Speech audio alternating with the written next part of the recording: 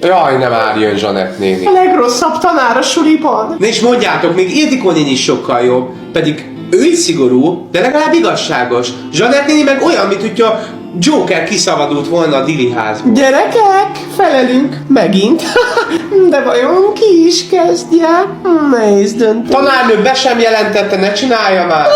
Cseppet sem izgat, de meg is van az első felelőnk. Dani, te vagy a szerencsés.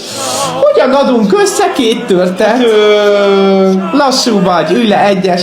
A következő felelőt rábízzuk a szerencsére, ahol kinyílik a napló, ő fog felelni, nézzük csak. Meg is van. Noémi, te vagy a következő szerencsés.